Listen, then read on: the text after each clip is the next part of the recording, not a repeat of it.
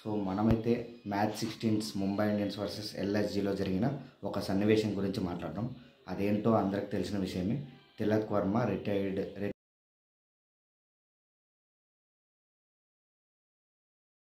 Out అవ్వడం. So అది కాంట్రవర్సీగా జరుగుతుంది. నేను దాని మీద ఒక వీడియో రిలీజ్ చేద్దాం అనుకుని ఒక వీడియో తీస్తున్నాను.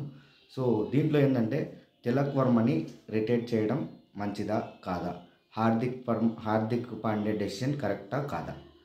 సో మనం దీని గురించి మాట్లాడితే, సో తిలక్ వర్మ అయితే స్ట్రగుల్ అవుతున్నాడు మ్యాచ్లో ఆడడానికి. అంటే షార్ట్స్కి ట్రై చేస్తున్నాడు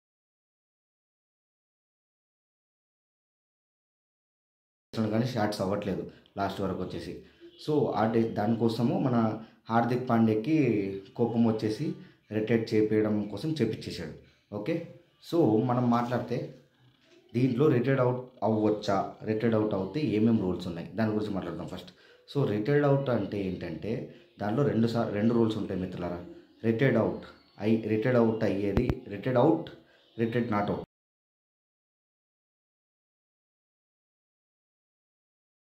సో రిటైర్డ్ నాట్ అవుట్ అంటే ఏంటంటే, సో మనము ఎంపైర్కి ఏమన్నా మన దగ్గర ఇంజురీస్ ఏమన్నా ఉంటే ఎంపైర్కి చెప్పేసి బయటకు వెళ్ళిపోతే సో దాన్ని నాట్ అవుట్గా పరిగణిస్తారు. సో మనం లాస్ట్లో వచ్చి మళ్ళీ బ్యాటింగ్ ఆడొచ్చు.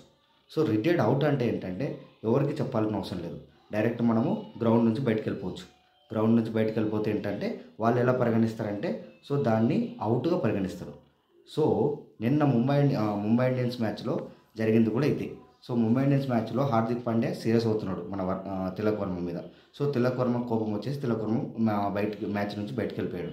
సో అది ఎప్పుడు జరిగింది? 18.5 ఓవర్లో, అంటే జస్ట్ 7 బాల్స్ ఉన్నాయి ఇంకా. సో అప్పుడు ముంబై ఇండియన్స్కి ఎంత కావాలి? 7 బాల్స్కి 24 రన్స్ కావాలి. ఓకే, సో ఇలాంటిది ఎప్పుడన్నా జరిగిందా? ఎస్, జరిగింది. మన ఐపీఎల్ హిస్టరీలో చాలాసార్లు జరిగింది.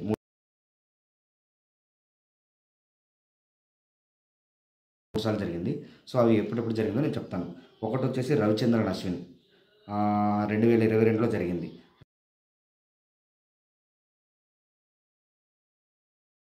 రవిచంద్రన్ అశ్విన్ అప్పుడు మ్యాచ్ ఓడిపోతుందని ఇంటెన్షన్తో ఆర్ఆర్లో ఉన్నాడు రవిచంద్రన్ అశ్విన్. ఎల్ఎస్జీ మీదనే మ్యాచ్ జరిగింది. సో అప్పుడు అతను రవిచంద్రన్ అశ్విన్ గురించి అందరికీ తెలుసు. అతనంటే రూల్స్ బుక్ అని. సో అతనికి క్రికెట్లో ఉండే రూల్స్ని అన్నిటిని వాడుకొని బయటకు వెళ్ళిపోయాడు. సో ఫస్ట్ అయితే అదే హిస్టరీలో. Okay, third. ఆ తర్వాత థర్డ్ వచ్చేసి డీసీ మీద 2023లో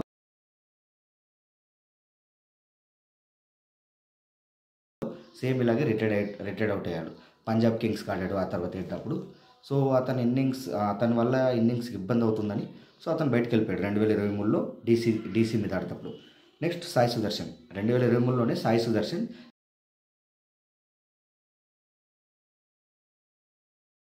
జీటీకి ఆడేటప్పుడు మన ముంబై ఇండియన్స్ పైన సేమ్ అలా బయటకు వెళ్ళిపోయాడు.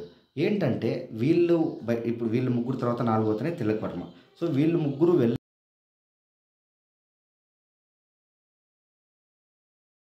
దానికి అర్థం ఉంది. ఎందుకంటే అప్పుడు మ్యాచ్ జరగడానికి మ్యాచ్ విన్నింగ్ ఉంది కాబట్టి. సో నెక్స్ట్ ఇలాంటిది ఎప్పుడన్నా జరిగి ఏమన్నా బెనిఫిట్ అయిందా? సో ఇంతకన్నా వరస్ట్గా అన్న టైంలో కూడా కొంతమంది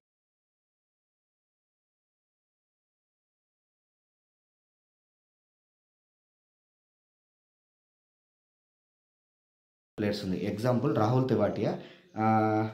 ఒకానొక మ్యాచ్లో రాహుల్ తెవాటియా ఏం చేశాడంటే మంచిగా ఆడలేదు 19th ఓవర్లో. సో అతన్ని మొత్తం ఇన్నింగ్స్ స్కోర్ వచ్చేసి పంజాబ్ మీద ఆడినప్పుడు 19 బాళ్ళకి 8 రన్లు కొట్టాడు.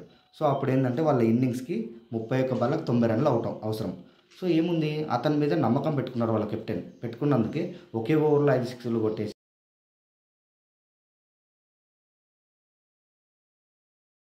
మ్యాచ్ని గెలిపించేశాడు. సో ఆ రోజు మ్యాన్ ఆఫ్ ది మ్యాచ్ కూడా రాహుల్ ద్రవిడ్నే. అలా ప్లేయర్ మీద కాన్ఫిడెన్స్గా ఉండాలి. తిలక్ వర్మ స్ట్రగుల్ అవుతుంటే ఫ్రెష్ బ్యాట్స్మెన్స్ని తీసుకురావడం మంచిదే. సో కాకపోతే తిలక్ వర్మ అతన్ని రిటైర్ చేపించి ఎవరిని తీసుకొచ్చారు? మిచెల్ శాంటనర్ తిలక్ వర్మ కన్నా హార్డ్ హిట్టర్ ఏం కాదు. తీసుకొచ్చిన తర్వాత 19.1లో మన ఎవరు హార్దిక్ పాండ్యా ఆడాడు, 6th కొట్టాడు. తర్వాత టుడీ తీశాడు. తర్వాత 0 రన్స్, అంటే సింగిల్కి రావడానికి కూడా భయపడ్డాడు అతను. ఏంటంటే మిచెల్ శాంటనర్ వేస్ట్. సో అదే తిలక్ వర్మ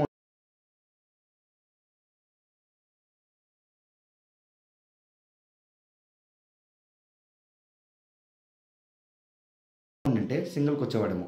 సో తిలక్ వర్మని రిటైర్ చేయడం అయితే నాకు తెలిసినంతవరకు అయితే అది తప్పు. సో మీ అభిప్రాయం కూడా ఏంటో చెప్పండి. సో ఆ అభిప్రాయాన్ని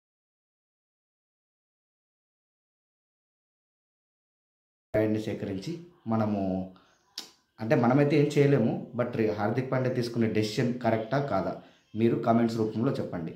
మీ డెసిషన్ ఏంటో. Thank you friends. Please subscribe my channel.